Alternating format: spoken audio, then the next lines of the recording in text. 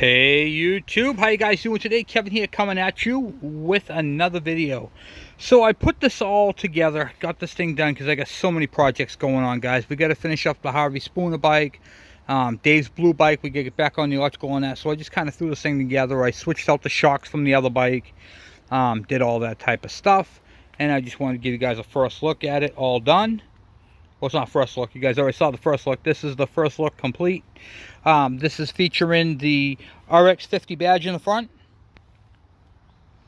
It has the RX50 side cover and oil cover. I just think it looks really cool on this bike with the black and the red and the circles. I thought it looked pretty cool. And what else did I do? I literally just switched out. I put the chain and the rear sprocket from the other bike. Now it needs to be replaced. It's worn right out, but you can see how they had it with all the Allen head bolts, so I kept those. And for the most part, it's all complete. There is no keys to the bike. There's no keys to the bike. I have to get I'm waiting for the ignition lock to come in. You can see how they boogered it up, and I guess it's jumped on the inside, so it has spark and everything, but it just dies with the run kill switch here on the handlebars. So none of the lights work because the ignition switch is not working. All the power goes through the ignition. So not that big of a deal, but we're going to be getting on that. I might drop the lock cylinder off to Al's and have them key it up. Back tire is not too bad, but it is worn. Front tire is junk. It's all cracked, but you can see how it's got the speedometer drive on it. This is a 1980 Yamaha gt80.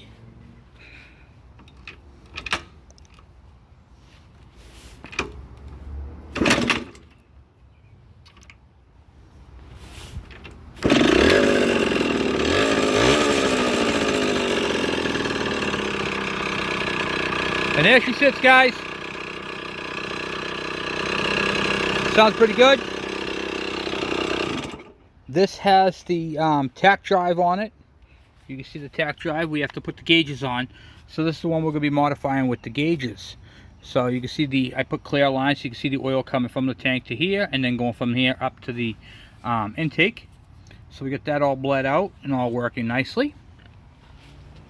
A lot of cool things about this bike. So this bike is going to be staying in the collection. This is the one that we're going to be putting the RX50 instrument cluster on soon. So I wanted to show this off to you guys and let you guys hear it for a minute. But that's not the whole reason why I wanted to do this video. I wanted to show you guys some stuff. Alright, so now we're going to be after we get done doing this bike, we only have the tail light and the headlights not working. So we got to get those two working. I put the tank on it.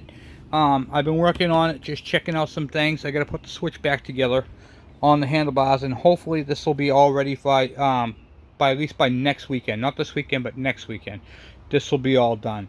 And then after this is done, we're going to be doing a lot of stuff on the Harvey Spooner bike build, getting both of those bikes done and gone. And then they're out. We have an engine to tear down and do up.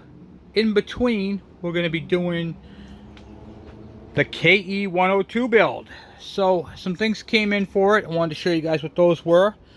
So we had these leak-proof classic fork seals. We got the set of those. I got these cool bellows right here. These are going to take the place of the dust covers. So I have dust covers right here that I got, but I decided not to use them. I decided to go with these. I think they look a little cooler. And my friend Bob made these right here for me a while back. So he engraved 102. These are the brake stays.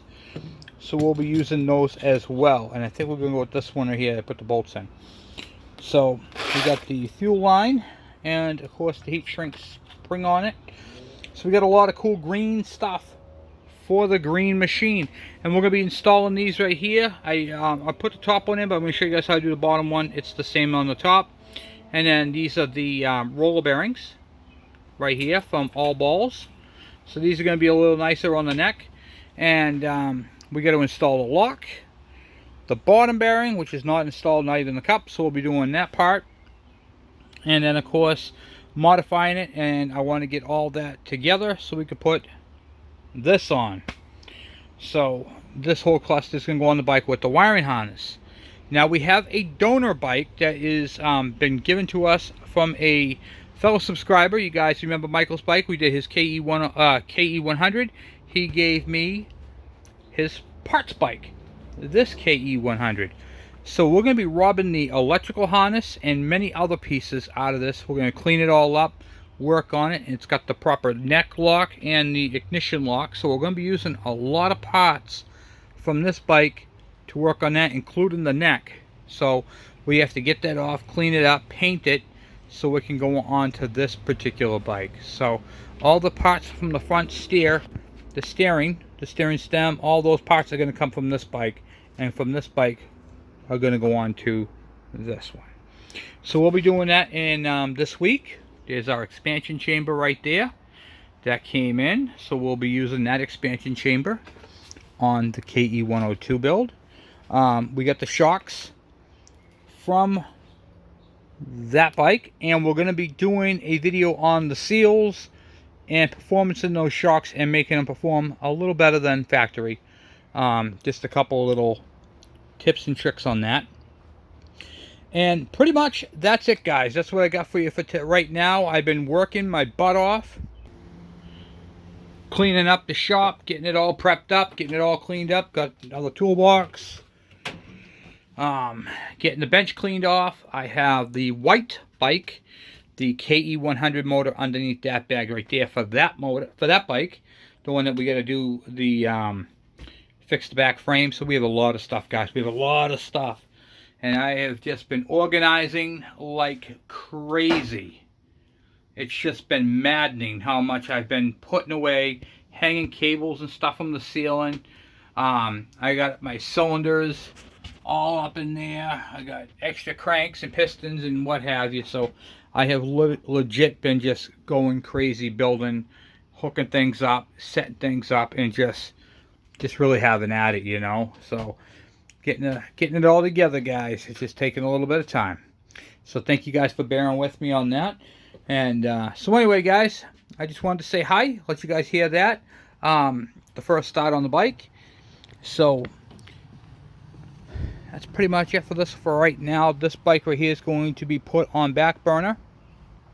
Things that we have to do to it is we have to install this grate. It's just sitting on here. It's not installed. I got to get the lights. We got to put the battery in it. We got to pressure wash it. The tachometer, the gauges, the gauge cluster that's going on that bike, Yamaha. And I got to fix this here, that problem with that, and I got to fix that handle right there. Two pretty easy fixes, nothing too dramatic, nothing crazy.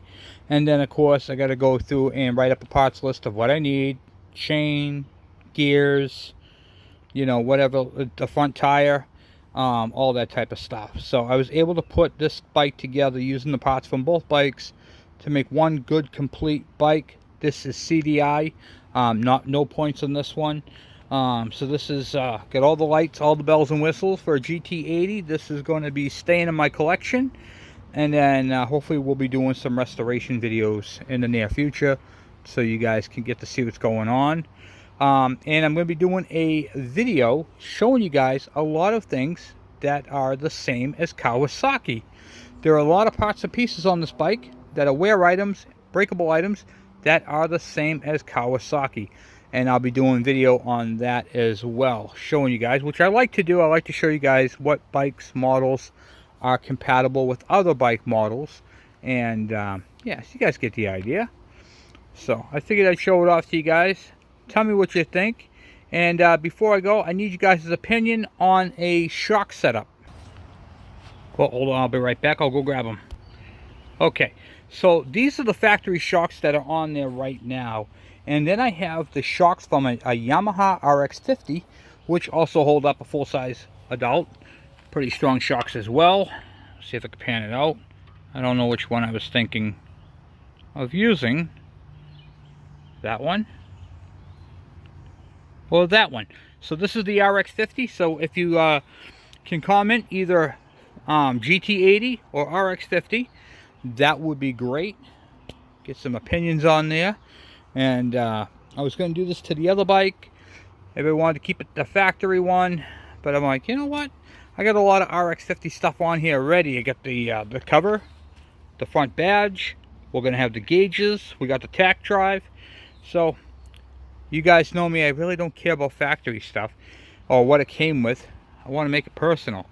But I do like the chrome shock look, but I also happen to like that shock.